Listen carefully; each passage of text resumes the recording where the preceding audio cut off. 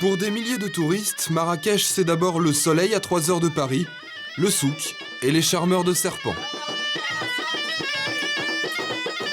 Bref, le dépaysement a des prix défiant toute concurrence, mais derrière la carte postale bon marché se cache un autre Marrakech, celui du luxe et de la jet-set.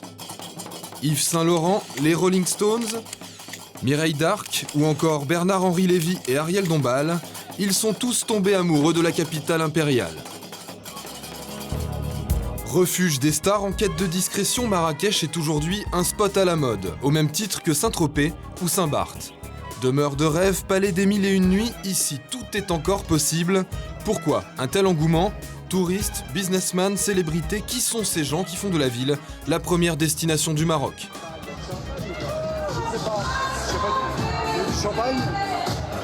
Antoine Van Dorn est arrivé de Paris il y a 3 ans et demi en simple touriste.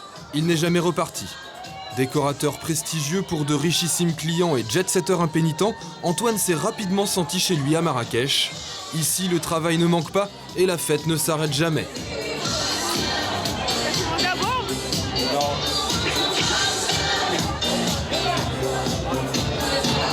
Les bars sont ouverts, champagne à gogo. Ce soir, c'est soirée blanche, dans la plus pure tradition tropézienne. Dans la salle, un échantillon des 20 000 Français qui vivent à Marrakech et qui sont venus, comme Antoine, pour faire des affaires et profiter de la vie. C'est un art de vivre, il y a une douceur de vivre. Les gens sont très souriants, les gens sont très humains. On n'a plus ça à Paris. Moi je viens de Paris, ça n'existe pas. Tu connais tout le monde? C'est un petit milieu? C'est une petite ville, on connaît tout le monde. On est obligé de connaître tout le monde. On ne s'aime pas tous forcément, mais on se connaît tous. Un village qui risque de s'agrandir rapidement, car désormais Marrakech figure en bonne place sur la carte des spots à la mode. Témoin de cet engouement, ce petit homme à la casquette blanche. Il s'appelle Claude Chal, DJ de profession. Il est un de ceux qui ont lancé Ibiza dans les années 70. Et aujourd'hui, Claude Chal n'est pas là par hasard. Fait un endroit, la magie d'un endroit, c'est les gens qui y viennent. Et je pense que Marrakech aujourd'hui est très à la mode et en train de devenir, on n'a qu'à voir tous les gens qui veulent acheter des maisons, qui construisent, des gens du monde entier. Donc c'est ce microcosme qui fait la magie, en plus de Marrakech, qui était déjà magique avant. Il y a plusieurs Marrakech, hein. Il y a Marrakech de la campagne, à Marrakech on peut retrouver le Moyen-Âge, on peut trouver même 2 millions de Marrakech, c'est la Bible, ça n'a pas bougé depuis la Bible. Et vous avez le Marrakech dingue où il y a des boîtes de nuit aussi, encore plus branchées qu'à Paris ou qu'à Londres. Brahim, cheval, sortir cheval. Dans la palmeraie de Marrakech, Antoine Van Dorn s'est bâti un domaine de gentleman farmer. Un terrain de 2,5 hectares pour ses 7 chevaux, une surface habitable de 600 mètres carrés et 5 domestiques qui entretiennent sa propriété. Un train de vie de milliardaire qu'il ne pourrait pas s'offrir en France. Salam alaikum, Alal. Salam. Labès? Labas. Berer? Labas, Becher. Labès Salik. Becher. Becher, monsieur, Becher, Becher. Alors, Alal a 102 ans, c'est mon voisin. Et avec sa femme, ils vivent juste à côté. C'est des amours, ils sont très gentils. Et, tous les jours, ils viennent me dire bonjour, je leur rends une visite. Et vous avez un train de vie de baron? on n'est pas en France ici, on est au Maroc. Ce ne sont pas des choses qui coûtent très très cher. Tout est beaucoup plus facile. Il ne serait pas possible en France d'avoir le même train de vie. C'est la mascotte de la maison. Paris, New York, Bangkok, après une vie de bohème passée à chiner des objets aux 4 coins du monde, c'est à Marrakech qu'Antoine a décidé de poser ses valises comme de nombreuses célébrités avant lui. Je connaissais Marrakech à travers ce qui s'est vécu, à travers les gens qui y sont passés, à travers surtout ces précurseurs qui sont venus dans les années 70, comme Jimi Hendrix, les Rolling Stones, tout un tas de gens comme ça qui ont été un peu les précurseurs de Marrakech et qui ont fait découvrir et connaître Marrakech. Marrakech a toujours été une ville un peu élitiste, même il y a 20 ans, 30 ans, 40 ans. Qui a déjà habité à Marrakech? Alain Delon, Mireille d'Arc, Yves Saint-Laurent, Pierre Berger, Lagacan, Rita Hayworth, Ariel Dombal et BHL aujourd'hui. Enfin, il y a toujours eu un tas de personnalités qui sont suivies les uns après les autres et génération après génération. Quand je suis arrivé ici, j'avais vraiment l'impression d'être dans un endroit à part, comme je peux le ressentir dans une ville comme New York, où je me sens dans une ville à part, où il y a quelque chose de différent. Au niveau des vibrations, au niveau d'un tas de choses, au niveau des émotions, on est ailleurs. Un charme envoûtant qui attire les plus grandes stars. Quand on est riche et célèbre, il est désormais indispensable de posséder sa résidence secondaire à Marrakech. Le top modèle Naomi Campbell, par exemple, qui se fait construire ce palais de 1000 mètres carrés dans la Palmeraie. L'architecte, c'est cet homme, Youssef Garnit. Il a déjà construit une trentaine de villas prestigieuses dans les environs, mais celle-ci, c'est sa grande fierté. Coût des travaux, 1,5 million d'euros. Elle était en plein défilé à Rome, en train de se faire coiffer. Et une plaquette que j'avais préparée à l'occasion lui a été présentée. Et puis elle a dit, alors je ne me souviens plus, elle s'est exclamée, elle était enchantée par les plans. Et puis le projet a démarré à partir de là. C'est là qu'elle a sa chambre réception. Donc le lit va démarrer de là. Pour faire 1, 2, 3, 4, 5 mètres, voilà, grosso modo, sur les 3 mètres. Un lit de 5 mètres sur 3. Voilà, c'est son lit. Là, on est normalement sur le lit de Naomi Campbell. Et des projets pharaoniques comme celui-ci, il en pousse tous les jours. À Marrakech, quand on construit, on voit grand. Facile quand on sait qu'un maçon gagne moins de 10 € par jour, sans charge sociale. Sur ce chantier, ils sont 400 à travailler nuit et jour. Nous sommes dans ce qui sera bientôt la plus grosse boîte de nuit du continent africain. 5 pistes de danse, 2500 clients tous les soirs. Inauguration prévue dans 25 jours. Ce jeune entrepreneur marocain, fils de l'une des familles les plus riches de Marrakech, y a investi 6 millions d'euros. Marrakech, c'est la ville du business en ce moment, c'est la ville qui explose, c'est la ville qui évolue, c'est la ville où on vous ouvre les portes facilement, c'est la ville qui avance très très vite, c'est une marque de luxe pour le Maroc, c'est un petit peu Las Vegas. Je pense que Marrakech garde quand même son cachet et qu'on réussit à préserver toute la magie de Marrakech. Magique, Marrakech l'est encore un peu plus depuis 4 ans avec son festival international du film, Cannes, version orientale. Nous sommes à la Mamounia, le palace qui sert de quartier général à Mélita Toscan du Plantier, la veuve du célèbre producteur. Elle a pris la succession de son mari et aujourd'hui, c'est elle qui dirige le festival. La soirée d'ouverture débute dans quelques heures et les premières stars commencent à arriver. Oui, Micheline. Là, je ne peux pas vous parler, il y a le président du jury qui arrive, donc il faut que je l'accueille à l'instant. Vous pouvez me rappeler plus tard? Cette année, le président du jury est un Anglais, Alan Parker, réalisateur entre autres de Fame et Midnight Express. Mélita Toscan du Plantier, director of the festival, so I'm very happy to have you here. That's good. And thank you very much. Your first time in Marrakech? Yes, indeed, yes. How do you like the city? It's been dark. I've come from the airport. I've seen only the hotel so far, so tomorrow I can explore. Cette ville est magique. Tous les invités qui viennent de l'étranger, qui ne connaissent pas Marrakech, repartent tous avec l'envie d'y revenir. D'ailleurs, souvent, ils y reviennent en vacances. C'est arrivé depuis 4 ans qu'ils aient envie de revenir très vite en vacances. Bonjour Paolo. Autres nouveaux arrivants, l'écrivain Paolo Coelho, auteur du best-seller L'Alchimiste, et Rosanna Arquette, l'héroïne de Recherche Suzanne Désespérément et du Grand Bleu. Mais cette année, la star incontestée, c'est lui, Sean Connery. Le premier James Bond vient d'avoir 74 ans et le festival a décidé de lui rendre un hommage spécial pour l'ensemble de sa carrière. So Sean, it's your first time in Marrakech? Yes, of course. Malicieux comme à son habitude, Sean Connery se garde bien de dire qu'il est en fait un fin connaisseur de Marrakech qu'il fréquente depuis plus de 30 ans. C'est même ici, au Maroc, que Sean Connery a rencontré son épouse lors d'une compétition de golf. C'est elle s'appelle Micheline et elle est française. Can I introduce you to the members of the jury? surely. Marrakech en 1960. J'ai adoré toujours Marrakech, c'est une ville, c'est enchanteur, c'est un lieu enchanteur. Le climat, les roses, la verdure, le ciel, c'est magnifique. L'année dernière, nous avons passé 15 jours ici. Nous avions loué une villa dans la Palmeraie, magnifique. Pardon, madame. Oui. Oh, bonsoir. Bonsoir. Bonsoir. L'homme qui se permet d'interrompre Micheline Connery en pleine interview est un ami de la famille. L'acteur américain Lawrence Fishburne, la star d'Apocalypse Now et de Matrix, venu lui aussi avec son épouse.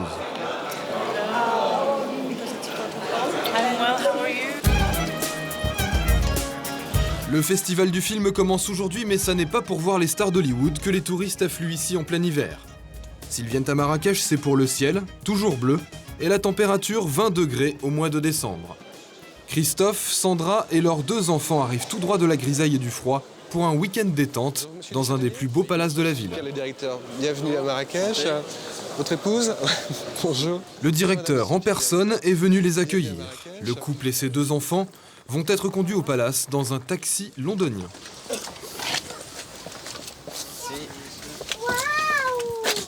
Et les enfants ne sont pas au bout de leur surprise. La famille a réservé un peu par hasard sur Internet après avoir vu quelques photos de l'établissement, mais ils ne savent pas encore ce qui les attend. Pourquoi vous avez réservé à cet endroit-là? Pourquoi on a réservé à cet endroit-là? C'est toi qui as choisi. Parce que c'est un des jolis hôtels dont on parle. Il y a de très jolies photos et il paraît qu'on y mange bien aussi. On aime bien être à l'aise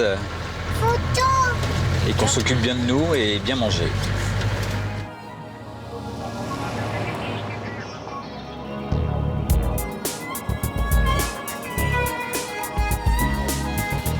Ce que la famille va découvrir, c'est un palace qui vient d'être classé parmi les 50 plus beaux hôtels du monde.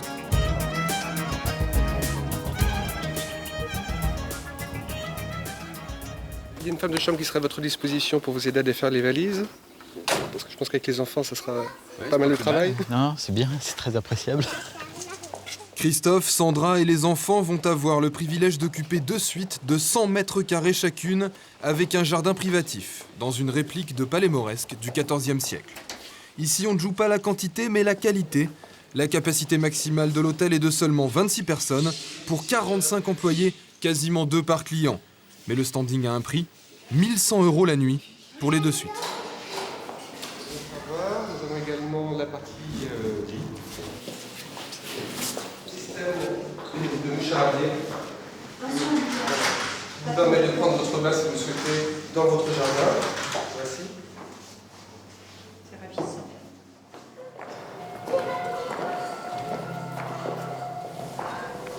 Qu'est-ce que vous en pensez?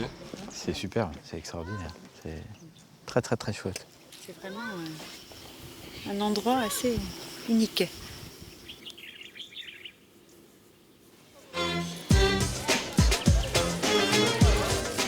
Yannick et Marie, eux, ont dépensé 900 €, mais pour une semaine à 2, tout compris. Billets d'avion, hôtel et restaurant. Demain, c'est la fin des vacances, ils rentrent à Pornichet et pour leur dernière journée à Marrakech, ils ont bien l'intention de faire des affaires dans le souk. Au bout de quelques mètres, le couple se fait aborder par un homme qui propose ses services. Abdelaziz est guide officiel, c'est écrit sur son badge. Normalement, on a un tarif qui ça vaut 120 dirhams. 120 dirhams, mais pour vous, ce que vous me donnez, ce que vous voulez, ça... On peut donner plus. Ah, si vous voulez, ça dépend de la tête de client, sinon, comme on dit, là. D'accord?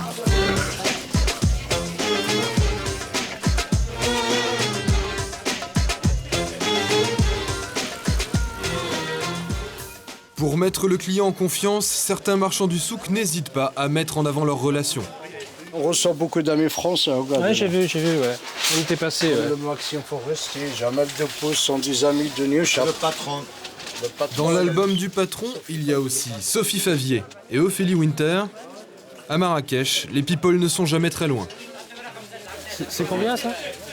C'est combien ça? 220 dirhams. 220, t'es fou.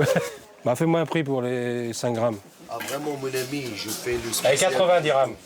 Parce qu'après, il faut qu'on rentre en France. 100 dirhams, allez, tape dans la main. 110 clients à moi. Allez, 100 dirhams. C'est combien tes brochettes là? La 12 comme ça, Ouais. 90. Oh non, non. Combien? 80? Oh non, non, non, non, non, non, oh non, non, que 40 Pas dirhams, 80. ça. T'en veux pas? Les autres que ça vaut quand même. Bah c'est le dernier jour. Il achèterait tout le magasin si je le laissais faire. Vous avez pas les brochettes là? Si, mais on a déjà une valise plus que pleine. Une fois qu'il est parti dans les négociations, il faut qu'il essaie de gagner. C'est plus fort que lui. Tiens, regarde, c'est tout ce que j'ai. Voilà. T'as vu? J'ai 30. J'ai 38. Ça va, c'est pas bon? de problème. Allez. Je vous rembourse ça. Salut. Il est fort quand même. Ah, il est fort, hein, il a réussi. Hein. À aucun moment, Yannick et Marie n'ont remarqué la présence de ces hommes en civil que rien ne distingue de la foule. Ce sont les policiers de la brigade touristique. Ils traquent les faux guides et les mendiants qui pourraient nuire à l'image rassurante que Marrakech veut donner de ses ruelles. C'est un faux guide qu'on le connaît et il est à l'intérieur du souk. C'est pour cela qu'on vient de l'arrêter. Et on va l'emmener à la brigade. On ne sait jamais, on le trouve seul, mais on ne sait jamais. Il est au souk, il cherche à trouver des touristes ou quelque chose comme ça. C'est pour cela qu'on vient de l'arrêter. Il n'y a rien à vendre. Il n'y a rien à vendre. Parce qu'à Marrakech, maintenant, à l'intérieur de la Médina, plus que 700 riad. Et c'est les Européens qui sont augmentés les prix des maisons chez nous. Les vrais habitants de Marrakech ou de la Médina, ils ne sont pas là. Ils sont déjà partis à l'extérieur. Mais nous, Français, on peut acheter un riad ici? Ah oui, il y en a facilement chez les riad. Et ça il y en coûte... a les prix là qui sont très augmentés. Ça coûte combien? Ah ouais, ça dépend du milieu, ça dépend de la superficie aussi. Hein. Oui, on en a visité un qui est transformé en restaurant. Un Français peut acquérir la propriété ici? Oui, facilement. Facilement? Facilement. D'accord. Et nombreux sont les Européens à avoir déjà succombé à la mode des riads, ces palais cachés derrière les façades anonymes de la Médina. 500 maisons seraient déjà occupées par des étrangers. Mathias de Boisfroger est toujours à l'affût de nouvelles résidences à vendre. Agent immobilier à Paris, il s'est installé il y a 2 ans à Marrakech car il sait que c'est ici qu'on fait les plus belles affaires. Il y a 5-6 ans, les Français ou les Européens se sont rendus compte qu'on pouvait acheter des palais pour des sommes dérisoires, 50 000 € environ, on pouvait avoir quelque chose de superbe. Depuis cette époque, les prix ont quasiment triplé, voire quadruplé. Et maintenant, à Marrakech, la Médina, tous les beaux palais sont partis. Il reste des riads en ruine qu'on préfère raser et reconstruire pour pouvoir reconstruire à l'identique de superbes maisons et de superbes riads. Excusez-moi, vous savez où est Darzaouia? Darzaouia? Vous étiez juste à côté, vous. Ah, c'était là. Je cherche. Celle-là. Ah d'accord, très bien. Choukran, Nasdi. Ce matin, Mathias a rendez-vous dans un riad transformé en maison d'hôte. Les propriétaires souhaitent le mettre en vente pour réaliser une importante plus-value. Bonjour. Oups. Le palais est situé en plein cœur de la Médina, protégé des regards et à proximité du souk, le quartier le plus cher du centre-ville. Bonjour. Mathias de Boisfroger. Madame Diligent. Enchanté. Monsieur et Madame Diligent ont investi beaucoup d'argent dans ce riad. Aujourd'hui, ils veulent en obtenir 1 million d'euros. C'est un salon marocain. Ouais. Si vous avez des questions. Oui, bien sûr, je vais vous poser. Ouais. Merci.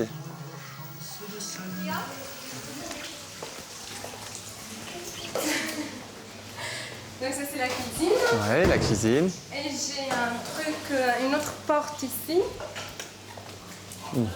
Ah, il y a un autre accès. On peut ressortir sur le derbe. Ouais, d'accord. Malgré les apparences, rien n'est authentique. À part les 4 murs, le riad d'origine était en ruine, les propriétaires l'ont rasé et totalement reconstruit. Ouais, jolie salle de bain. Sympa en beige mat comme ça. Donc il y a la salle du bain là-bas, il y a la douche aussi en haut, séparée. La visite continue au premier étage. Les 7 chambres d'hôtes avec vue plongeante sur le patio. Pour une nuit dans ce riad, comptez 150 €. Elles sont grandes. Couleur. Spacieuses. Vous avez fait les travaux il y a combien de temps? On a fait les travaux il y a 3 ans. C'était une ruine. On a gardé les 4 murs et on a recréé un riad. Totalement. Ouais. Dans l'esprit d'un vrai riad. Oui, d'un riad ancien, parce qu'on dirait qu'il est ancien. Ce que recherche la clientèle, c'est l'authenticité. Donc on a essayé de redonner une authenticité. Et combien de temps de travaux? 1 an pile. 1 an pile. 1 an pile. Très bien. On va continuer la visite? On va continuer la visite. Allez. Et pour le clou du spectacle, il faut monter encore un étage. Sur le toit, une immense terrasse avec vue imprenable sur toute la Médina et sur la Koutoubia, la plus vieille mosquée d'Afrique. Ah, il y a une belle vue sur la Koutoubia. Une très belle vue sur la Koutoubia. Et le soir, avec les lumières, c'est tout à fait magique. En tout 700 mètres carrés habitables que Mathias compte bien vendre en quelques semaines. Mais aujourd'hui, ça n'est plus dans la Médina que se concluent les plus belles affaires. Mathias nous conduit à quelques kilomètres du centre de Marrakech, dans la Palmeraie, un quartier résidentiel ultra chic, devenu le nouvel Eldorado des promoteurs immobiliers. La Palmeraie a vraiment le vent en poupe, les prix doublent chaque année. Ici, on se fait construire le palais de ses rêves sur des surfaces de 1000-2000 mètres carrés habitables. Toutes les grandes stars Hollywood, quand elles viennent à Marrakech, louent des maisons dans la Palmeraie. C'est quoi cette maison, ça? Ça, c'est la maison du prince d'Arabie Saoudite, qui est une des plus grandes maisons de la Palmeraie de Marrakech, qu'il a fait construire il y a 5 ans par un architecte américain très connu. Il y a 5 piscines, une piste d'hélicoptère. Enfin, c'est énorme. Il y a toutes les stars américaines de la chanson, du cinéma, Brad Pitt, Madonna, Julia Roberts. Ils viennent tous ici, c'est complètement discret, personne ne les voit, ils descendent de l'avion, ils arrivent directement à la maison et ils repartent, ils ne sont pas sortis de la propriété, et voilà. Ni vu ni connu. La dernière grosse transaction sur Marrakech, c'est cette propriété qu'on ne voit pas, mais qui est cachée, qui fait plus de 10 hectares, qui a été vendue par la famille Hermès à la famille Agnelli. Mathias doit faire visiter une maison d'hôtes à 2 acheteurs potentiels. Un père et son fils, hôteliers à Saint-Tropez, venus au Maroc pour faire des affaires. Non, non, c'est très beau. Et les villas sont construites sur quelle superficie? Bah écoutez, celle-là est construite sur 600 mètres carrés habitables, plus les bungalows, donc on arrive à un total de 700 mètres, dans un style un peu contemporain. 700 mètres carrés, plus 1 hectare de terrain. Ah voilà la propriétaire de la maison. Olivia, pardon, je t'embrasse. Ça va? Olivia. Voilà. Merci. Les gens de Saint-Tropez. Vous êtes Marrakechis ou vous êtes... Aixoise. Ah, c'est bien. Ce qui est un petit peu atypique dans cette maison, c'est qu'elle a de très très grandes ouvertures, de grandes baies vitrées, ce qui au Maroc est assez rare parce que les Marocains ont plutôt se cacher de la lumière. Le parc est agréable. Ici on retrouve un petit esprit riad avec le petit patio et la fontaine. C'est un savant mélange cette maison d'Orient et d'Occident. Tout à fait, tout à fait. Olivia, les chambres, tu les loues combien déjà? Je ne me rappelle jamais. Les chambres sont à 275 €.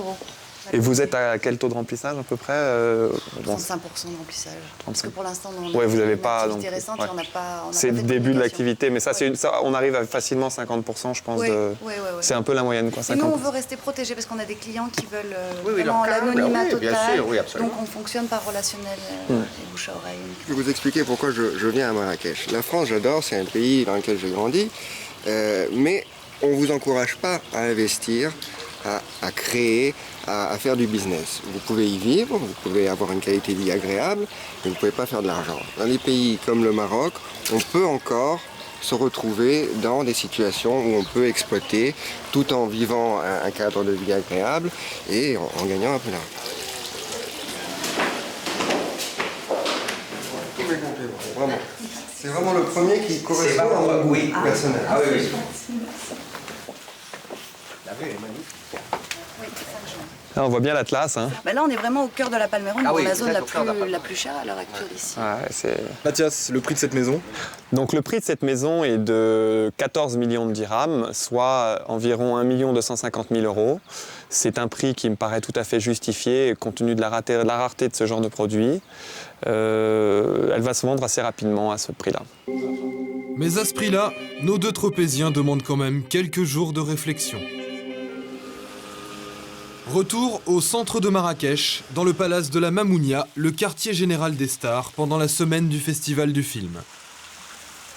Pascal Rostin est photographe indépendant.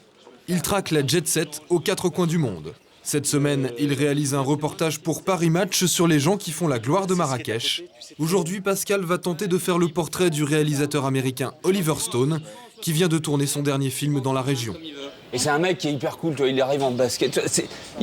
C'est pas un mec qui est calmelon, tu vois. Il est comme son copain Sean Connery, tu vois. Sean Connery, c'est hallucinant, tu vois. Tu vois n'importe quel petit comédien français, tu vois ces mecs qui sont des monuments que nous on considère comme des icônes, et puis qui sont des gens qui arrivent, ils ont. Mais attends, l'autre il a pas de garde du corps, pas d'attaché de presse, pas de chauffeur, tu vois. C'est des gens normaux. Et c'est peut-être pour ça aussi qu'ils sont en haut et que les autres ils arrivent avec 15 gardes du corps et ils ont fait une télé-réalité. Tu vois. Marrakech, c'est un bon endroit pour un photographe? Bah, c'est un bon spot pour plusieurs raisons. D'abord, il y a des décors sublimes, il y a une lumière qui est intéressante, il y a du soleil à peu près toute l'année. Et puis, c'est vrai qu'il y a régulièrement Pour ce qui concerne les magazines People, beaucoup de People qui passent à Marrakech. Donc c'est vrai que ça fait partie des destinations comme Saint-Barthélemy, comme Saint-Tropez. C'est un des spots incontournables pour les photographes qui veulent s'occuper de Press People. Avant sa rencontre avec Oliver Stone, Pascal doit photographier Julie Andrieux, la présentatrice d'une émission de cuisine, dans le marché aux épices. Mais il faut faire vite. On se dépêche parce que Oliver Stone il va arriver. Voilà, là, ça c'est bien. On va faire la dernière comme ça, regarde-moi. Voilà, c'est parfait, c'est fini, on y va. Là, je flippe un peu parce qu'on est à la bourre. C'est quand même important, j'ai pas envie de louper le rendez-vous. Oliver Stone, on va le faire place Jamal Fna et on va essayer de faire on va le faire, si on le loupe pas, et essayer de faire une photo assez posée, avec une idée, tu vas voir, enfin vous allez voir, on va voir ce que ça donne. En fait, l'idée est de photographier le réalisateur américain sur une terrasse qui domine la ville. Pascal prépare son cadre, finalement il est à l'heure, mais avec les stars d'Hollywood, tout peut arriver. Merde. Il n'y a rien à faire parce que c'est vraiment 5 minutes, c'est au bout de la rue. Alors Il peut pas sortir de l'hôtel. Ça veut dire qu'il va falloir faire une photo dans l'hôtel. Ça m'emmerde un peu parce que c'est un peu classique, c'est un peu ce que ça correspond pas du tout à ce que je voulais faire. Mais bon, on va faire ce qu'on pense qu'il y a à prendre. Hein. Retour à la case départ, à la Mamounia. Le réalisateur américain n'a pas voulu quitter son palace. Pas de problème, Pascal improvise un nouveau cadre dans les jardins. Tout est prêt, mais une fois de plus... Je vais voir avec Michel, mais il faudrait que vous soyez plutôt là-bas. Oh putain, c'est pas possible. Elle est là. Attends, Dani, tu peux aller voir Michel, s'il te plaît? Elle voudrait que ça se passe là-bas. Oh non, attends, c'est pas possible. Moi, je passe, American movie director.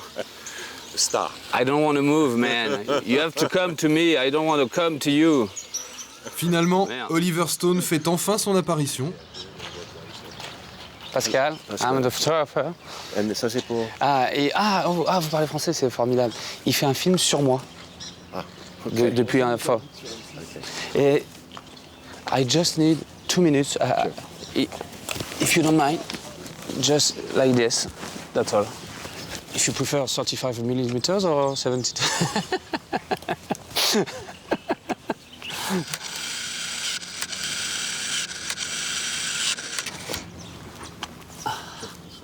You don't like it? Okay, if you don't feel it, okay, no problem. This is finished. Thank you very much. Merci. C'est bien. La séance a duré en tout et pour tout, moins d'1 minute. Facile de bosser avec lui?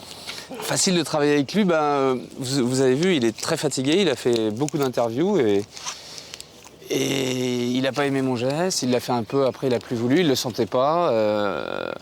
On a fait 15 photos, et sur les 15 il en faudra une bonne, je pense qu'on l'a, j'espère.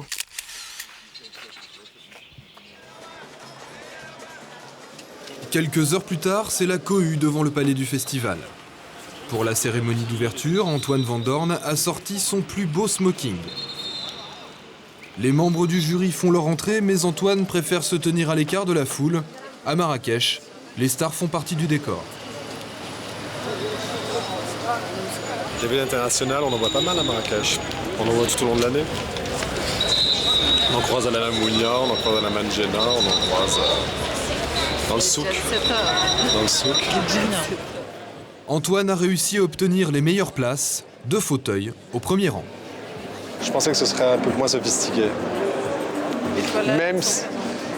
Ouais, enfin c'est quand même, c'est pas Cannes, mais on sent quand même qu'il y a une certaine sophistication et la première année du festival, c'était pas aussi sophistiqué. I declare the 4th Marrakesh International Film Festival open.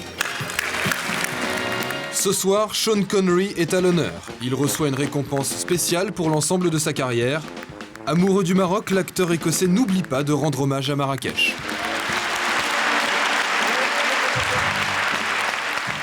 I came to Morocco 35 years ago. Morocco is a movable feast. Marrakesh is the genuine festival.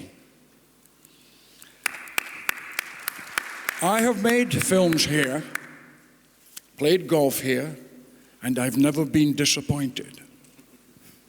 Nor will you be. Enjoy. Thank you. Marrakech est désormais sous le feu des projecteurs.